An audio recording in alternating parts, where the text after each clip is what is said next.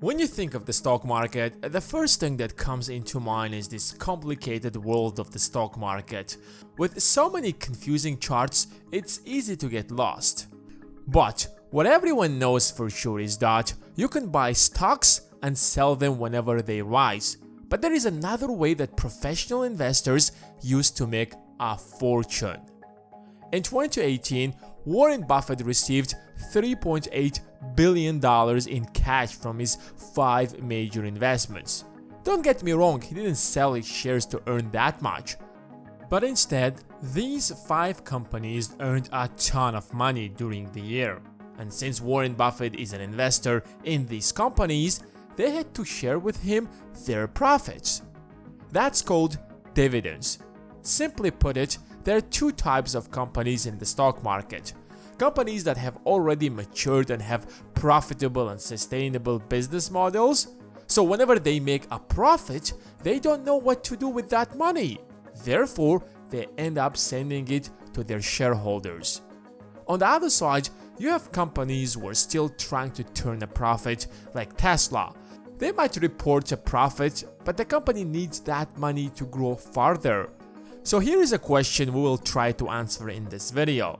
How many stocks you have to buy, or how much you have to invest in the stock market so that you receive $1,000 from your investment every single month without selling your stocks at all. But before we do that, we have to understand a few key concepts. How dividends work, what are the best dividend stocks, and how to avoid the dividend trap that might lead you to lose your entire investment. Since the dot-com bubble, the nature of investing has changed. Before that, investors' main concern was to invest in companies that would turn a profit and share these profits with them, since as shareholders, they are entitled to the company's profits. But entrepreneurs such as Jeff Bezos stepped in and completely changed the game. The goal was no longer to maximize profits, but rather grow the company, even if that means not paying a dime in dividends to shareholders. A company that only burns cash and isn't profitable looks like a bad business. But the strategy is to keep operating at a loss until you dominate the entire industry and then generate profits, since you will be the only player in the market. And that's what Amazon did for the last 25 years. Despite its $1.6 trillion valuation, it never paid a dime in dividends to its shareholders. In fact, it avoided taxes for 2 decades since it was reporting a loss. In 2019, it turned $11.5 billion in net income, while its competitor Walmart generated $15.2 billion and paid $2.16 in dividends per share. But at the end of the day, Walmart was valued at 1/3 of an Amazon. Amazon might seem like a more promising stock in the future, but if you want passive income, Walmart looks like a better option. And the stock market is filled with such examples. There are just a handful of tech companies that pay dividends. The rest, especially the big ones, would rather reinvest what they have earned instead of paying you. While stocks that pay high dividends are extremely seductive, they aren't always the best option. In fact, dividends sometimes are used to mislead investors and rip them off. The stock might be on the verge of bankruptcy, or it might be barely surviving. Its stock price has been falling year after year. So one way to make its stock attractive to investors is by offering high dividends. Take Universal Corporation, or UVV for example. If you take a look at its dividend rate, you will see a ratio of 7.16%. That's unimaginably high. You probably won't find anything like that in the entire market. Even world's largest company, Apple, pays around 2% in dividends. But I personally would not invest in this company and wouldn't advise anyone else to do that.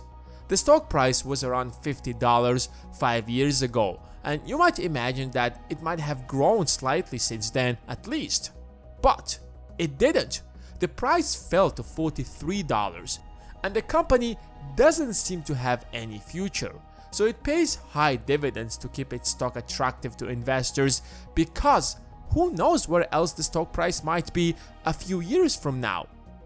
Compare that to Apple that pays only 2% in dividends, but the stock price rose by 337% in the same period. Cash flow is great, but losing your principal is bad, and the stock market is filled with such examples. So, don't choose to buy stocks solely because it has the highest dividend yield. You might be wondering by now that are there any good companies that are both growing and paying high dividends? The answer is yeah, there are. Take Coca-Cola for example. The company exists since 1886 and it began paying dividends before you probably were born. It has quite a good dividend rate of 3.2%. Of course, the stock price hasn't been growing as some of the tech companies because many believe that there aren't much left for Coca-Cola to grow, but it's definitely not going to fall the next day.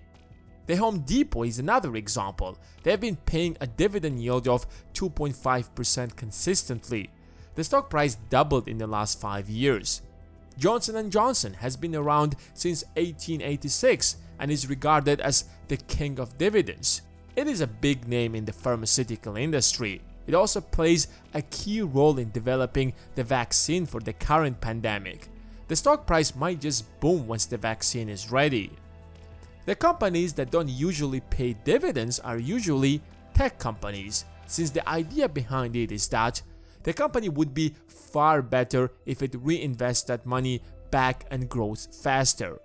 Companies such as Google, Facebook, and Tesla don't pay a dime in dividends, which is why investors love Apple.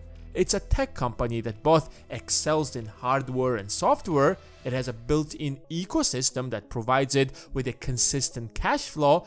Its stock price rises as much as other tech companies, but it also pays a dividend yield of around 2%. So let's try to answer the question, how much do you need to invest to make $1,000 a month?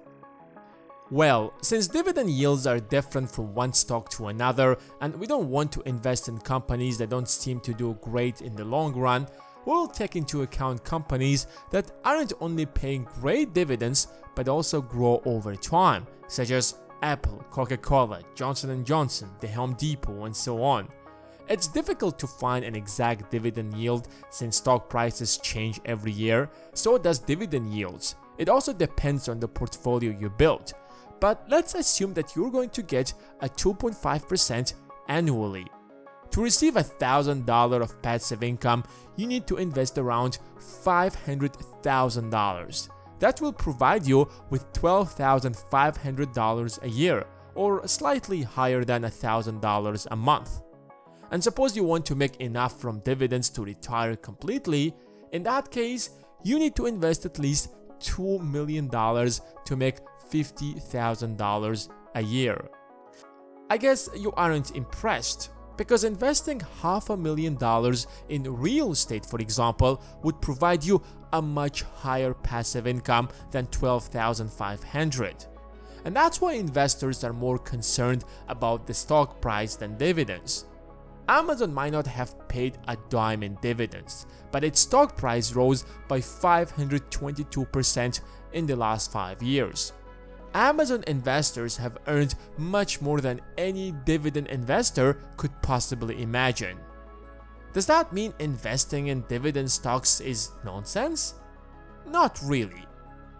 If you have a big enough portfolio that invests in a wide variety of stocks, making dividend stocks part of your portfolio is a good decision, but you also have to consider that these stocks are growing as well. So if you use these dividends to buy more stocks of the company, you will end up with a pretty good investment. The Home Depot stock price increased by 26% last year, and it paid around 2.5% in dividends, which makes it a pretty appealing investment. On the other side, if you're just starting out with a small amount such as a few $1,000s, you can't afford to buy a property to rent it out. So starting with dividend stocks might be an option to consider for some. And that's it for today. If you guys have enjoyed this video, make sure to smash that like button, and if you're new around here, then you know what to do. Hit the subscribe button and the bell besides it, so that the next video will appear right in your homepage. Thanks guys for watching, and until next time.